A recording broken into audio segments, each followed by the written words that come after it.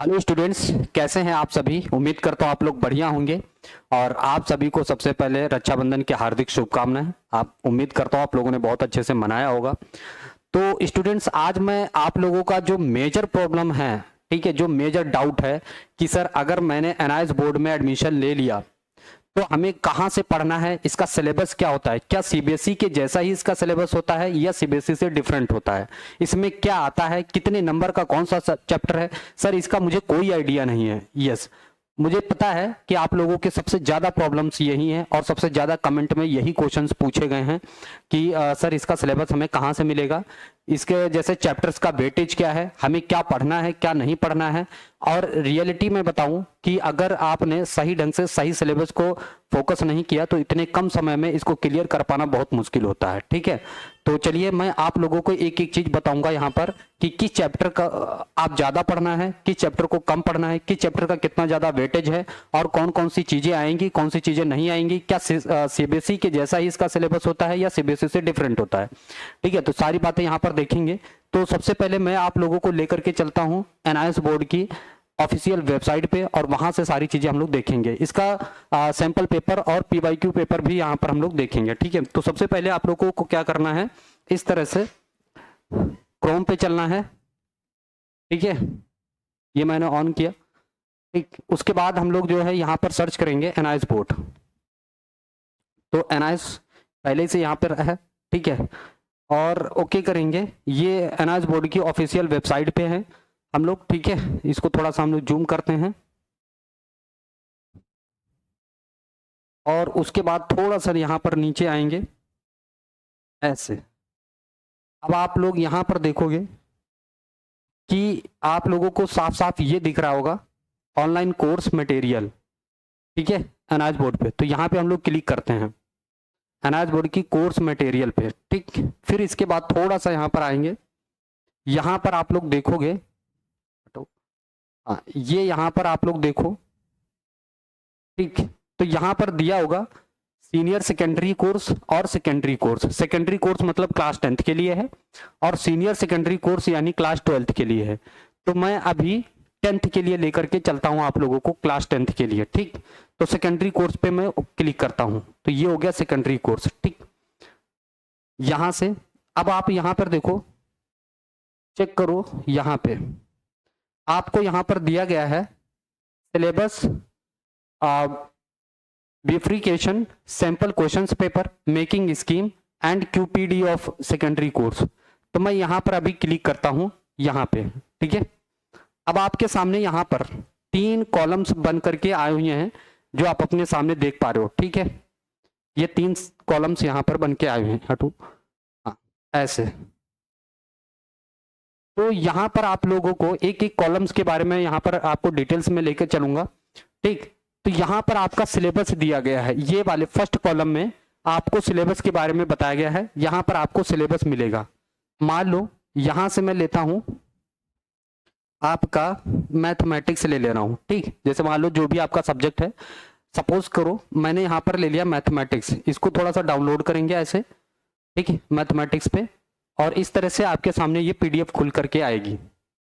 यहाँ पर देख लेते हैं। ठीक है, अब यहाँ पर चेक करो, पीएम में है 40% ऑफ सिलेबस, 10 लेसन हैं।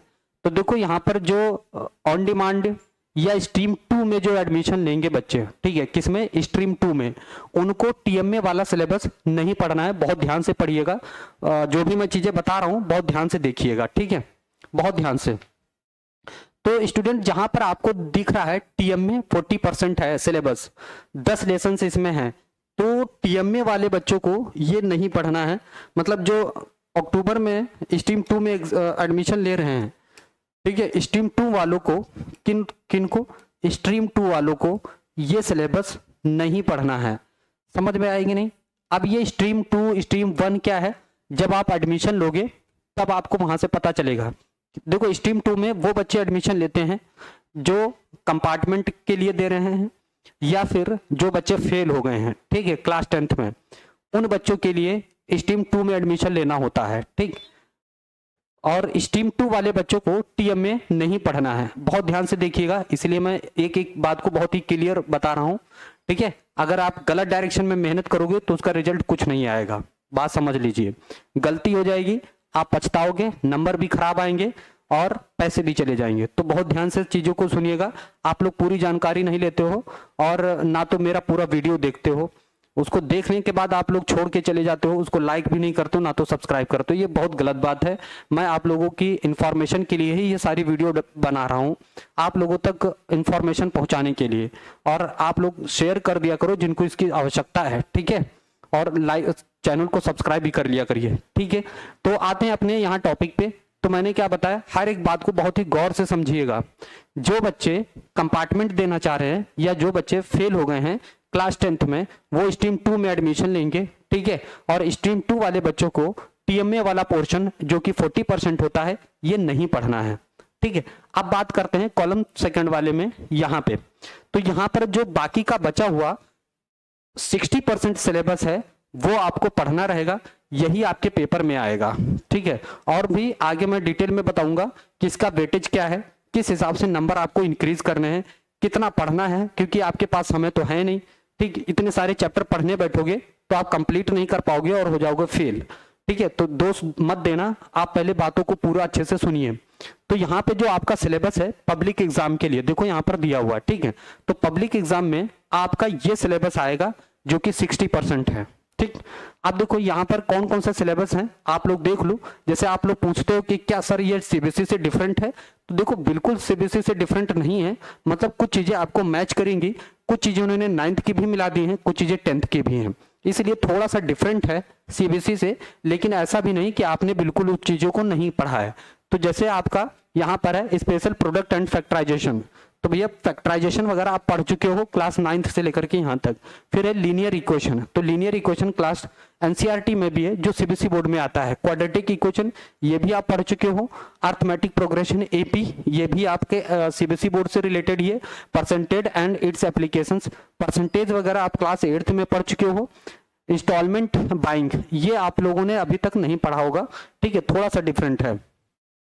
अच्छा, इसके बाद हम लोग आते हैं आगे, angle in a circle and cyclic quadrilateral. Cyclic quadrilateral आप क्लास 9th में पढ़ चुके हो।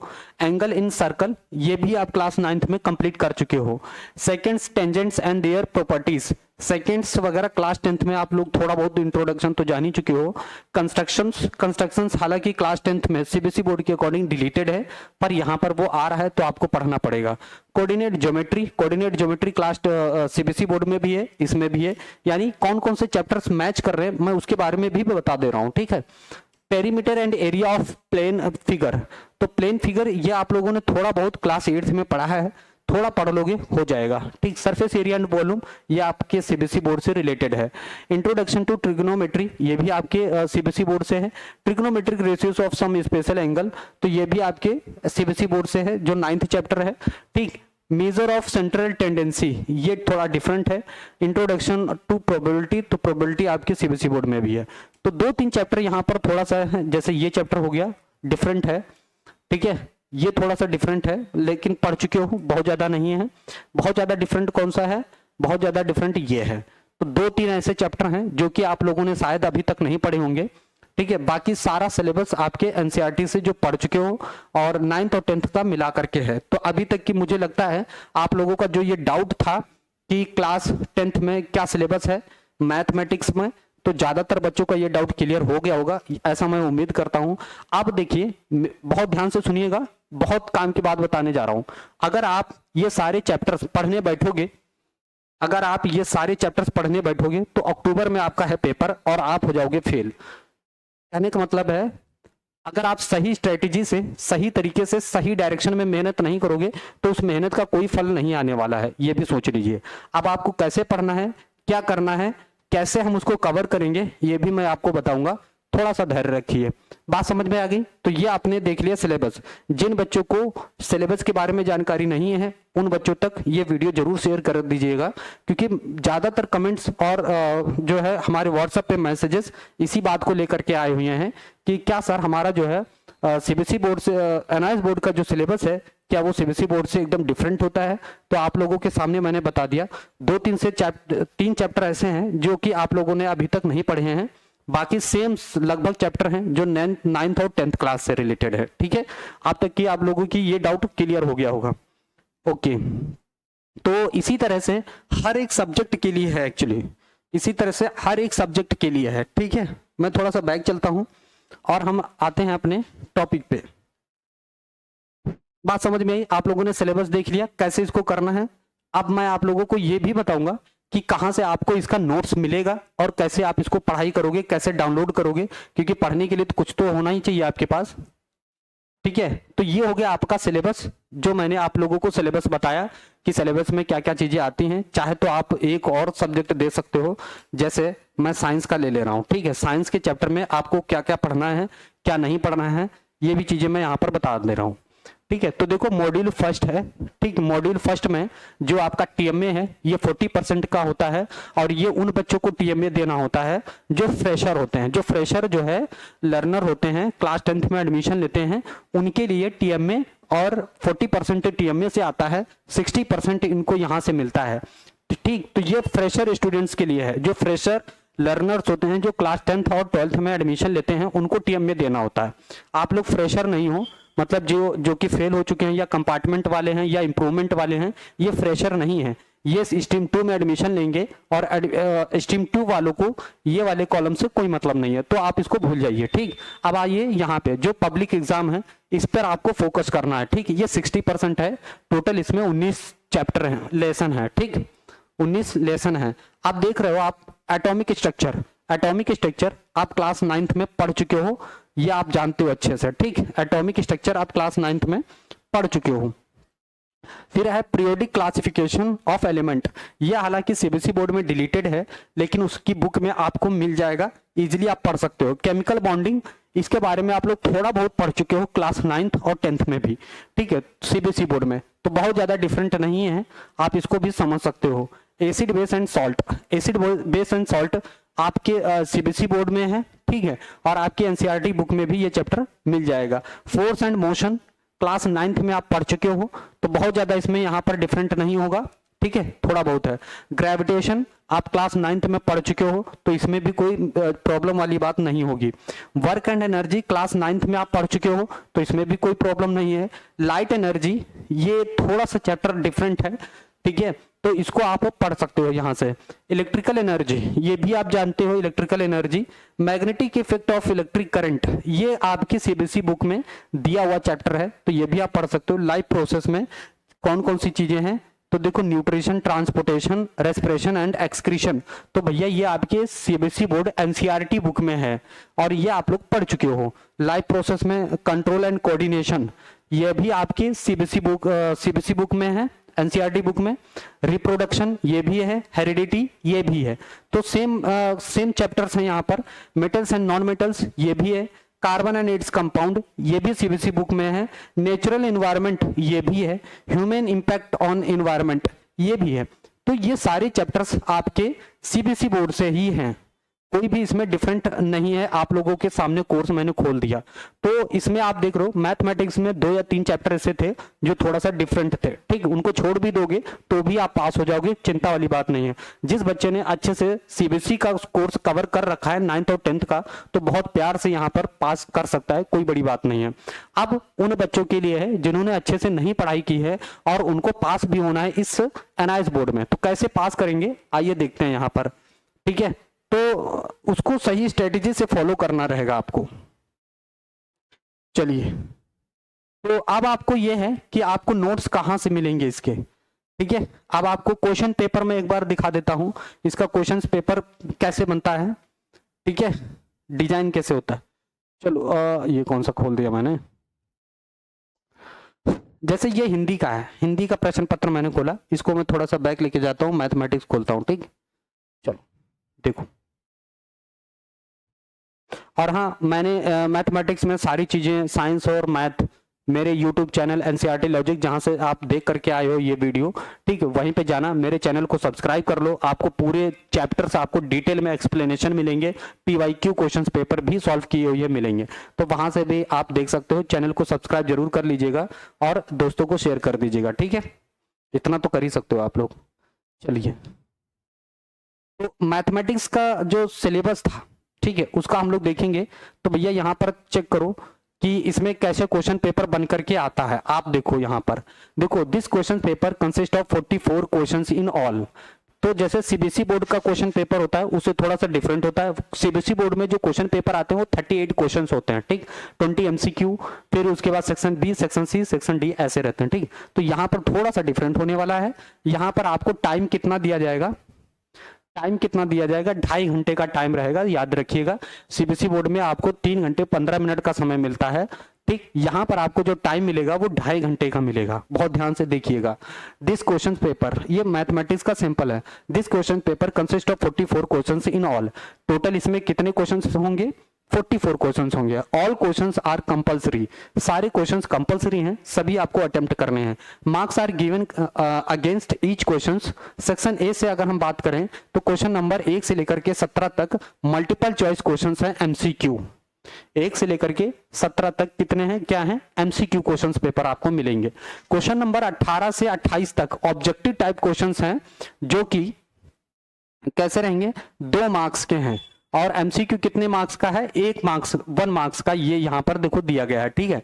और जो आपका क्वेश्चन नंबर 18 से 28 तक है वो 2 मार्क्स का क्वेश्चन पेपर होगा ये, ठीक। उसके बाद यहां पर क्या दिया गया है, 5 पार्ट होंगे, सब पार्ट से इसके, उसको डिवाइड करके यहां पर बताया गया है। फिर हम लोग क्वेश्चन नंबर 29 टू 37 की अगर बात करें तो ये वेरी शॉर्ट क्वेश्चंस हैं जो कि 2 नंबर के होंगे। फिर हम बात करेंगे 38 से 42 क्वेश्चंस जो शॉर्ट टाइप क्वेश्चंस होंगे जो कि 3 नंबर के हैं। 43 से 44 क्वेश्चंस होंगे, ये 5 क्वेश्चंस होंगे जो कि 5 मार्क्स के होंगे, ठीक है। कितने होंगे, 44 टू 43 टू 44, एक क्वेश्चन होगा लॉन्ग जिसमें 5 नंबर का होगा। And internal choice has been provided in some of the questions section B and C. तो इस टाइप के क्वेश्चंस आपके आएंगे, कोई डिफिकल्ट नहीं है। मेरे यूट्यूब चैनल पे जाओगे वहां पर आपको सारी चीजें प्रॉपर मिलेंगी, ठीक है। तो ये कोई टफ क्वेश्चंस नहीं है, आप लोग देख पा रहे हो जैसे आपके सीबीएसई बोर्ड में आता है उससे आसान ही है यहाँ पे, ठीक है। अगर आपने ढंग से पढ़ रखा है तो आराम से इसको क्लियर कर सकते हो, कोई दिक्कत नहीं है। ये देख लीजिए क्वेश्चन पेपर, थोड़ा बड़ा, हाँ जूम हो जाओ, क्वेश्चन आप लोगों को दिख रहा है, ठीक है। तो ये क्वेश्चंस हैं, ऐसे आएंगे क्वेश्चन पेपर, कोई दिक्कत। चलो, ये आप लोगों ने सैंपल देख लिया, मैंने टाइमिंग बता दी क्वेश्चन पेपर के बारे में, सारी चीजें एक बार फिर से देख लीजिए। 2.5 घंटे का टाइम दिया जाएगा, टोटल क्वेश्चंस रहेंगे यहाँ पर 44, ठीक है। और 1 से 17 क्वेश्चन जो रहेंगे वो आपके एमसीक्यू रहेंगे। 18 से 28 यानी 10 क्वेश्चन रहेंगे, वेरी शॉर्ट रहेंगे, ठीक। फिर आपके जो है 8 क्वेश्चन वेरी शॉर्ट, फिर आपके शॉर्ट, ऐसे चलेंगे यहाँ पे, ठीक। तो ये आ गया आपका सैंपल पेपर मैथमेटिक्स का, बहुत आसान है। आप लोगों ने सारी चीजें यहाँ पर अच्छे से देख ली हैं, ठीक है। अब क्या बचा हुआ है, हाँ सैंपल पेपर हो गया, ओके। यहाँ पर प्रैक्टिकल की भी गाइडलाइंस आपको दी गई हैं, जैसे मैथमेटिक्स में प्रैक्टिकल है, साइंस में प्रैक्टिकल है, तो प्रैक्टिकल कैसे होना है वो भी देख लीजिए यहाँ पर, ठीक है। तो कह रहा है कि यहाँ पर प्रैक्टिकल एग्जामिनेशन सेकेंडरी लेवल का है, इसमें ऑब्जेक्टिव्स और इम्प्लीमेंटेशन आएगा। फर्स्ट पीसीपी प्रैक्टिकल, ये पीसीपी क्या होता है, ये पीसीपी आपको क्लासेस लेनी होती हैं जो कि फ्रेशर के लिए होती हैं, आप लोगों के लिए नहीं है, तो प्रैक्टिकल वाली बात अभी नहीं करते हैं, ठीक है। पीसीपी क्लासेस आप लोगों को यहाँ पर नहीं लेनी है, जो फ्रेशर स्टूडेंट्स होंगे उनके लिए रहेगा। तो यहां से आपको ये जानकारी मिल गई कि कैसे आपको जो है क्वेश्चन पेपर आएंगे, कैसा क्वेश्चन पेपर आएगा, सिलेबस क्या है, सारी चीजें आप लोगों ने देख ली हैं। अब हम लोग थोड़ा सा देखेंगे कि हमें सर पढ़ने के लिए कहाँ से नोट्स लेने रहेंगे, ठीक है, हम कहाँ से डाउनलोड करें सिलेबस। तो यहां से आप चेक करो, यहां पर आपको दिया गया है मैथमेटिक्स, ये कोर्सेस हैं, ठीक। बिजनेस, होम, डाटा एंट्री, ये सारी क्या है, कोर्सेस हैं, ठीक है। और होम साइंस जैसे मैथमेटिक्स है तो आप यहाँ से इसके नोट्स वगैरह सारी चीजें ले सकते हो, या साइंस है, कहाँ गया, होम साइंस है, ये कोर्सेस हैं, ठीक है। ये यहाँ पर एनआईएस बोर्ड के कोर्सेस हैं, तो इंग्लिश कहाँ गया, साइंस एंड टेक्नोलॉजी। ठीक है, तो साइंस में आते हैं, construction measurement and science of technology. अच्छा ये तो है नहीं, मैटर इन आवर सराउंडिंग्स। ठीक है, तो यहाँ से आपको पीडीएफ्स वगैरह नोट्स वगैरह भी मिल जाएंगे, आप यहाँ से डाउनलोड करके पीडीएफ आप ऐसे पढ़ाई भी कर सकते हो। फोकस करना है, कैसे पास होना है, देखो जैसे जो चीज़ें यहाँ पर दी गई हैं इस पर आपको बहुत ज़्यादा फोकस करना है। ठीक, जैसे ये जो पॉइंट है, after complement this lesson you will be able to. ठीक है, तो क्या कर रहा है, describe what is matter and explain its particulate nature। ठीक, clarify and differentiate the three states of matter, solid, liquid and gases. तो इन जो पॉइंट आपको दिए गए हैं इनको बहुत ही अच्छे से आपको पढ़ करके जाना रहेगा। ठीक है, यहाँ से आपको देखो ये चैप्टर दिया गया है, यहाँ से आप रीड करके इसका जो है आपको कंटेंट मिल जाएगा, सिलेबस मिल जाएगा, मतलब मटेरियल मिल जाएगा। ठीक है, वैसे एनआईएस बोर्ड की तरफ से बुक्स भी आती हैं, लेकिन बुक्स बहुत ही ज़्यादा लेट आती हैं, जब तक आपके घर तक पहुंचेंगी, लेकिन फ्रेशर को मिलती हैं, फ्रेशर जो लर्नर्स होते हैं उनको सिर्फ मिलती हैं। ठीक, ऑन डिमांड और इम्प्रूवमेंट वालों को नहीं मिलती हैं। ठीक है, तो ये देखो पार्टिकुलेट नेचर ऑफ मैटर, ये सारा सिलेबस यहाँ पर दिया गया है। ठीक, बहुत ज़्यादा डिफरेंट नहीं है, तो आप लोग यहाँ से ले सकते हो इस तरह से question. Which of the following is not a pure substance, इसमें आपको बताना है कौन प्योर सब्सटेंस नहीं है, तो सॉइल है। तो ये सारी चीजें आप लोग क्लास 9th में पढ़ चुके हो, बहुत ज्यादा टफ नहीं है। ठीक है, तो यहाँ से आपको मटेरियल मिल जाएगा। आई होप, मैं पूरी उम्मीद करता हूँ कि जो भी आप लोगों के डाउट हैं सिलेबस से लेकर के, कैसा क्वेश्चन पेपर आएगा, कितने समय का होगा, सिलेबस कहाँ से मिलेगा, ठीक है, और हमें पढ़ने के लिए कंटेंट कहाँ से मिलेगा, सारी चीजें मैंने आप लोगों की क्लियर कर दी हैं। ये वीडियो बहुत ज्यादा बड़ा हो जाएगा तो फिर आप लोग देखोगे नहीं, इसलिए मैं इस वीडियो को यहीं पे रोकता हूँ। इसका अगला वीडियो फिर से, इसका नेक्स्ट पार्ट आप लोगों को अगले वीडियो में मिलेगा। और जो भी डाउट है आप लोग कमेंट करिए। हमारा व्हाट्सएप नंबर मैंने आप लोगों को दिया था, ठीक है, मैं बता रहा हूँ आपको, हमने व्हाट्सएप नंबर भी अपना दे रखा है, तो हमारे इस व्हाट्सएप नंबर पर कमेंट कर सकते हो, पूछ सकते हो अगर कोई किसी को भी डाउट है। ठीक है,